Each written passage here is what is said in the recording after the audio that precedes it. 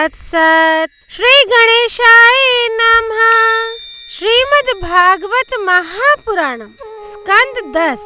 परिचय। स्कंद 10 को 2 भागों में बांटा गया है, पूर्वार्ध और उत्तरार्ध। पूर्वार्ध के 49 अध्यायों में व्रज और मथुरा में भगवान श्री कृष्ण की अनंत लीलाओं का वर्णन किया गया है। उत्तरार्ध के 41 अध्यायों में भगवान श्री कृष्ण की द्वारका गमन के पश्चात की अनंत लीलाओं का वर्णन मिलता है। ओम नमो भगवते वासुदेवाय। अध्याय 90 भगवान कृष्ण के लीला विहार का वर्णन। श्री सुखदेव जी कहते हैं, परीक्षित, द्वारका नगरी की छटा अलौकिक थी। उसकी सड़कें मद चूते हुए मतवाले हाथियों, सुसज्जित योद्धाओं, घोड़ों और स्वर्णमय रथों की भीड़ से सदा सर्वदा भरी रहती थी। जिधर देखिए उधर ही हरे भरे उपवन और उद्यान लहरा रहे हैं। पांत के पांत वृक्ष फूलों से लदे हुए हैं। उन पर बैठकर भौरे गुनगुना रहे हैं और तरह तरह के पक्षी कलरव कर रहे हैं। वह नगरी सब प्रकार की संपत्तियों से भरपूर थी। जगत के श्रेष्ठ वीर यदुवंशी उसका सेवन करने में अपना सौभाग्य मानते थे। वहाँ की स्त्रियां सुंदर वेशभूषा से विभूषित थीं और उनके अंग अंग से जवानी की छटा छिटकती रहती थी। वे जब अपने महलों में गेंद आदि के खेल खेलती और उनका कोई अंग कभी दिख जाता तो ऐसा जान पड़ता मानो बिजली चमक रही है। लक्ष्मीपति भगवान की यही अपनी नगरी द्वारका थी। इसी में वे निवास करते थे। भगवान श्री कृष्ण 16,000 से अधिक पत्नियों के एकमात्र प्राण वल्लभ थे। उन पत्नियों के अलग अलग महल भी परम ऐश्वर्य से संपन्न थे। जितनी पत्नियां थीं, उतने ही अद्भुत रूप धारण करके वे उनके साथ विहार करते थे। सभी पत्नियों के महलों में सुंदर सुंदर सरोवर थे। उनका निर्मल जल खिले हुए नीले, पीले, श्वेत, लाल आदि भांति भांति के कमलों के पराग से महकता रहता था। उनमें झुंड के झुंड हंस, सारस आदि सुंदर सुंदर पक्षी चहकते रहते थे। भगवान कृष्ण उन जलाशयों में तथा कभी कभी नदियों के जल में भी प्रवेश कर अपनी पत्नियों के साथ जल विहार करते थे। भगवान के साथ विहार करने वाली पत्नियां जब उन्हें अपने भुजपाश में बांध लेती, आलिंगन करती, तब भगवान के श्री अंगों में उनके वक्षस्थल की केसर लग जाती थी। उस समय गंधर्व उनके यश का गान करने लगते और सूत, मागध एवं वंदी जन बड़े आनंद से मृदंग, ढोल, नगारे और वीणा आदि बाजे बजाने लगते। भगवान की पत्नियां कभी कभी हंसते हंसते पिचकारियों से उन्हें भिगो देती थीं। वे भी उनको तर कर देते। इस प्रकार भगवान अपनी पत्नियों के साथ क्रीड़ा करते, मानो यक्षराज कुबेर यक्षिणियों के साथ विहार कर रहे हों। उस समय भगवान की पत्नियों के वक्षस्थल और जंघा आदि अंग वस्त्रों के भीग जाने के कारण उनमें से झलकने लगते। उनकी बड़ी बड़ी चोटियों और जूड़ों में से गुंथे हुए फूल गिरने लगते। वे उन्हें भिगोते भिगोते पिचकारी छीन लेने के लिए उनके पास पहुंच जाती और इसी बहाने अपने प्रियतम का आलिंगन कर लेती। उनके स्पर्श से पत्नियों के हृदय में प्रेम भाव की अभिवृद्धि हो जाती, जिससे उनका मुख कमल खिल उठता। ऐसे अवसरों पर उनकी शोभा और भी बढ़ जाया करती। उस समय भगवान श्री कृष्ण की वनमाला उन रानियों के वक्षस्थल पर लगी हुई केसर के रंग से रंग जाती। विहार में अत्यंत मगन हो जाने के कारण घुंघराली अलकें उन्मुक्त भाव से लहराने लगती। वे अपनी रानियों को बार बार भिगो देते और रानियां भी उन्हें सरोबार कर देती। भगवान श्री कृष्ण उनके साथ इस प्रकार विहार करते, मानो कोई गजराज हथिनियों से घिरकर उनके साथ क्रीड़ा कर रहा हो। भगवान श्री कृष्ण और उनकी पत्नियां क्रीड़ा करने के बाद अपने अपने वस्त्राभूषण उतारकर उन नट्टों और नर्तकियों को दे देते, जिनकी जीविका केवल गाना बजाना ही है। परीक्षित, भगवान इसी प्रकार उनके साथ विहार करते रहते। उनकी चाल ढाल, बातचीत, चितवन मुस्कान, हास विलास और आलिंगन आदि से रानियों की चित्तवृत्ति उन्हीं की ओर खिंची रहती। उन्हें और किसी बात का स्मरण ही ना होता। परीक्षित, रानियों के जीवन सर्वस्व उनके एकमात्र हृदयेश्वर भगवान श्री कृष्ण ही थे। वे कमल नयन श्याम सुंदर के चिंतन में ही इतनी मगन हो जाती कि कई देर तक चुप हो रहती और फिर उन्मत्त के समान असंबद्ध बातें कहने लगती। कभी कभी तो भगवान श्री कृष्ण की उपस्थिति में ही प्रेमोन्माद के कारण उनके विरह का अनुभव करने लगती और ना जाने क्या क्या कहने लगती। मैं उनकी बात तुम्हें सुनाता हूँ। रानियां कहती, अरे कुर्री, अब तो बड़ी रात हो गई है। संसार में सब और सन्नाटा छा गया है। देख, इस समय स्वयं भगवान अपना अखंड बोध छिपा कर सो रहे हैं और तुझे नींद ही नहीं आती। तू इस तरह रात रात भर जग कर विलाप क्यों कर रही है? सखी, कहीं कमल नयन भगवान के मधुर हास्य और लीला भरी उदार स्वीकृति सूचक चितवन से तेरा हृदय भी हमारी ही तरह बिन तो नहीं गया है? अरे चकवी, तूने रात के समय अपने नेत्र क्यों बंद कर लिए हैं? क्या तेरे पति देव कहीं विदेश चले गए हैं कि तू इस प्रकार करुण स्वर से पुकार रही है? हाय हाय, तब तो तू बड़ी दुखिनी है। परंतु हो न हो, तेरे हृदय में भी हमारे ही समान भगवान की दासी होने का भाव जग गया है। क्या अब तू उनके चरणों पर चढ़ाई हुई पुष्पों की माला अपनी चोटियों में धारण करना चाहती है? अहो समुंदर, तुम निरंतर गरजते ही रहते हो। तुम्हें नींद नहीं आती क्या? जान पड़ता है तुम्हें सदा जागते रहने का रोग लग गया है। परंतु नहीं नहीं, हम समझ गईं। हमारे प्यारे श्याम सुंदर ने तुम्हारे धैर्य, गांभीर्य आदि स्वाभाविक गुण छीन लिए हैं। क्या इसी से तुम हमारे ही समान ऐसी व्याधि के शिकार हो गए हो जिसकी कोई दवा नहीं है? चंद्रदेव, तुम्हें बहुत बड़ा रोग राजे क्षमा हो गया है। इसी से तुम इतने क्षीण हो रहे हो। अरे राम राम, अब तुम अपनी किरणों से अंधेरा भी नहीं हटा सकते। क्या हमारी ही भांति हमारे प्यारे श्याम सुंदर की मीठी मीठी रहस्य की बातें भूल जाने के कारण तुम्हारी बोलती बंद हो गई है? क्या उसी की चिंता से तुम मौन हो रहे हो?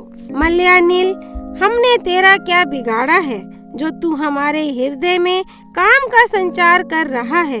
अरे तू नहीं जानता क्या, भगवान की तिरछी चितवन से हमारा हृदय तो पहले से ही घायल हो गया है। श्रीमन मेघ, तुम्हारे शरीर का सौंदर्य तो हमारे प्रियतम जैसा ही है। अवश्य ही तुम यदुवंश शिरोमणि भगवान के परम प्यारे हो। तभी तो तुम हमारी ही भांति प्रेम पाश में बंद कर उनका ध्यान कर रहे हो। देखो देखो, तुम्हारा हृदय चिंता से भर रहा है।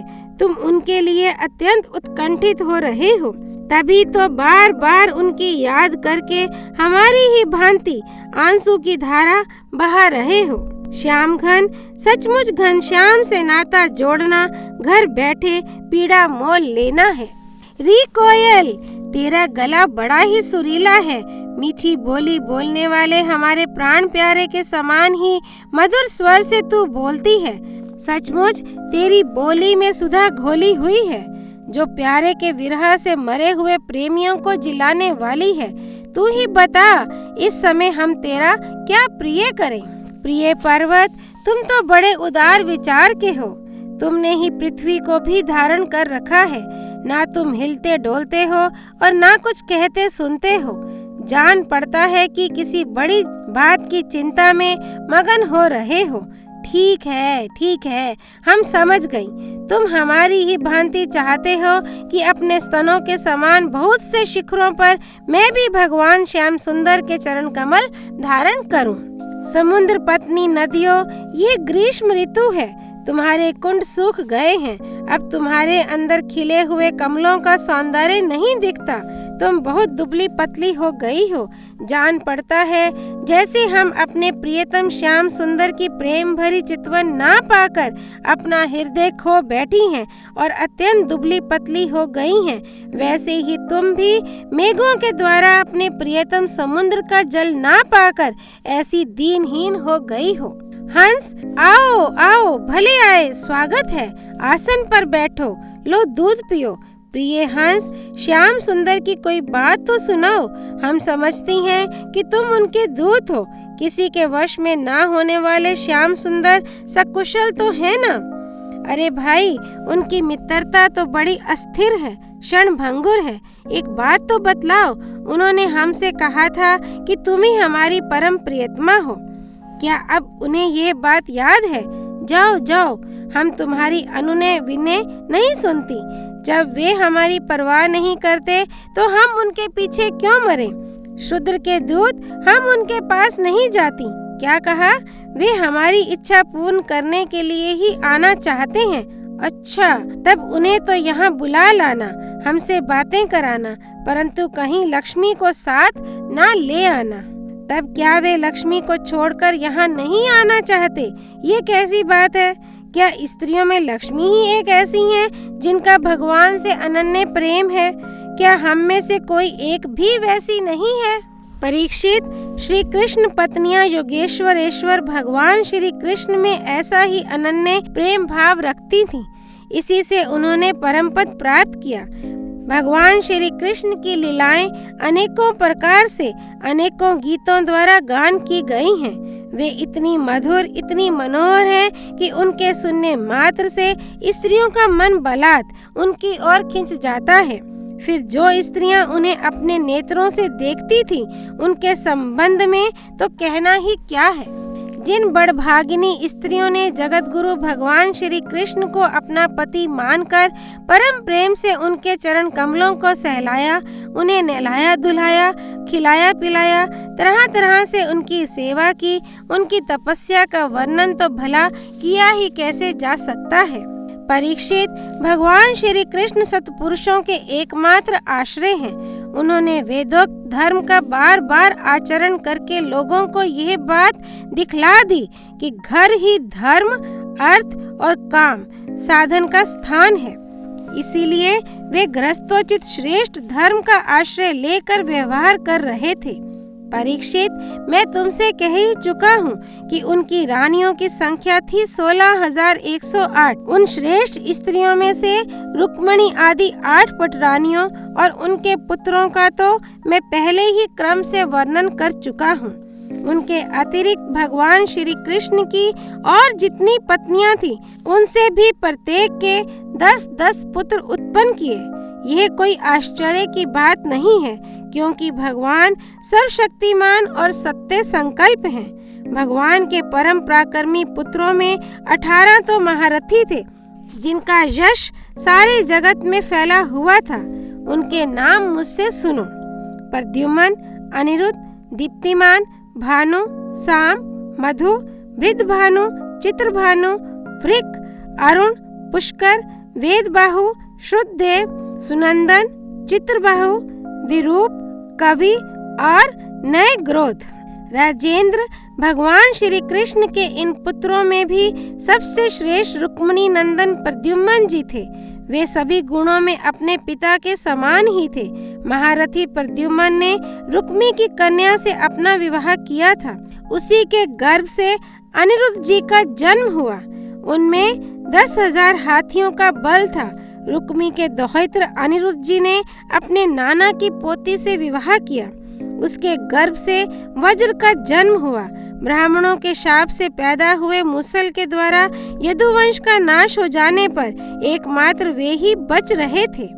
वज्र के पुत्र हैं प्रतिबाहु, प्रतिबाहु के सुबाहु, सुबाहु के शांतसेन और शांतसेन के शतसेन।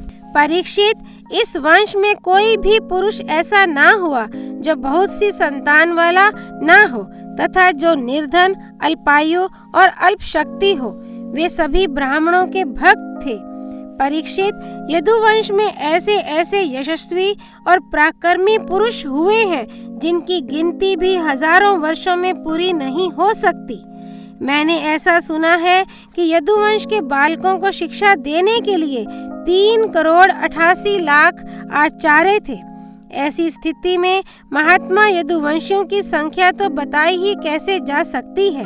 स्वयं महाराज उग्रसेन के साथ एक नील के लगभग सैनिक रहते थे। परीक्षित, प्राचीन काल में देवासुर संग्राम के समय बहुत से भयंकर असुर मारे गए थे। वे ही मनुष्यों में उत्पन्न हुए और बड़े घमंड से जनता को सताने लगे। उनका दमन करने के लिए भगवान की आज्ञा से देवताओं ने ही यदुवंश में अवतार लिया था। परीक्षित, उनके कुलों की संख्या 101 थी। वे सब भगवान श्री कृष्ण को ही अपना स्वामी एवं आदर्श मानते थे। जो यदुवंशी उनके अनुयायी थे, उनकी सब प्रकार से उन्नति हुई। यदुवंशियों का चित्त इस प्रकार भगवान श्री कृष्ण में लगा रहता था कि उन्हें सोने बैठने, घूमने फिरने, बोलने खेलने और नहाने धोने आदि कामों में अपनी शरीर की भी शुद्धि न रहती थी। वे जानते ही ना थे कि हमारा शरीर क्या कर रहा है। उनकी समस्त शारीरिक क्रियाएं यंत्र की भांति अपने आप होती रहती थी। परीक्षित, भगवान का चरण धोवन गंगा जी अवश्य ही समस्त तीर्थों में महान एवं पवित्र हैं, परंतु जब स्वयं परम तीर्थ स्वरूप भगवान ने ही यदुवंश में अवतार ग्रहण किया, तब तो गंगा जल की महिमा अपने आप ही उनके सुयश तीर्थ की अपेक्षा कम हो गई। भगवान के स्वरूप की ये कितनी बड़ी महिमा है कि उनसे प्रेम करने वाले भक्त और द्वेष करने वाले शत्रु दोनों ही उनके स्वरूप को प्राप्त हुए। जिस लक्ष्मी को प्राप्त करने के लिए बड़े बड़े देवता यत्न करते रहते हैं, वे ही भगवान की सेवा में नित्य निरंतर लगी रहती हैं। भगवान का नाम एक बार सुनने अथवा उच्चारण करने से ही सारे अमंगलों को नष्ट कर देता है। ऋषियों के वंशजों में जितने भी धर्म प्रचलित हैं, सबके संस्थापक भगवान श्री कृष्ण ही हैं। वे अपने हाथ में काल स्वरूप चक्र लिए रहते हैं। परीक्षित, ऐसी स्थिति में वे पृथ्वी का भार उतार देते हैं। ये कौन बड़ी बात है। भगवान श्री कृष्ण ही समस्त जीवों के आश्रय स्थान हैं। यद्यपि वे सदा सर्वदा सर्वत्र उपस्थित ही रहते हैं, फिर भी कहने के लिए उन्होंने देवकी जी के गर्भ से जन्म लिया है। यदुवंशी वीर पार्षदों के रूप में उनकी सेवा करते रहते हैं। उन्होंने अपने भुज बल से अधर्म का अंत कर दिया है। परीक्षित, भगवान स्वभाव से ही चराचर जगत का दुख मिटाते रहते हैं। उनका मंद मंद मुस्कान से युक्त सुंदर मुखारविंद ब्रज स्त्रियों और पुर स्त्रियों के हृदय में प्रेम भाव का संचार करता रहता है। वास्तव में सारे जगत पर वही विजयी हैं। उन्हीं की जय हो, जय हो। परीक्षित, प्रकृति से अतीत परमात्मा ने अपने द्वारा स्थापित धर्म मर्यादा की रक्षा के लिए दिव्य लीला शरीर ग्रहण किया और उसके अनुरूप अनेकों अद्भुत चरित्रों का अभिनय किया। उनका एक एक कर्म स्मरण करने वालों के कर्म बंधनों को काट डालने वाला है। जो यदुवंश शिरोमणि भगवान श्री कृष्ण के चरण कमलों की सेवा का अधिकार प्राप्त करना चाहे, उसे उनकी लीलाओं का ही श्रवण करना चाहिए। परीक्षित, जब मनुष्य प्रतिक्षण भगवान श्री कृष्ण की मनोहारिणी लीला कथाओं का अधिकाधिक श्रवण, कीर्तन और चिंतन करने लगता है, तब उसकी यही भक्ति उसे भगवान के परम धाम में पहुंचा देती है। यद्यपि काल की गति के परे पहुंच जाना बहुत ही कठिन है, परंतु भगवान के धाम में काल की दाल नहीं गलती। वह वहां तक पहुंच ही नहीं पाता। उसी धाम की प्राप्ति के लिए अनेक सम्राटों ने अपना राजपाट छोड़कर तपस्या करने के उद्देश्य से जंगल की यात्रा की। इसलिए मनुष्य को उनकी लीला कथा का ही श्रवण करना चाहिए। अध्याय 90 संपूर्ण। स्कंद 10 संपूर्ण। व्यास नंदन श्री सुखदेव भगवान की जय। द्वारकाधीश भगवान श्री कृष्ण की जय। द्वारकापुरी की जय। कृष्णा अर्पणमस्तु। वृंदावन बांके बिहारी लाल की जय। जय जय श्री राधे।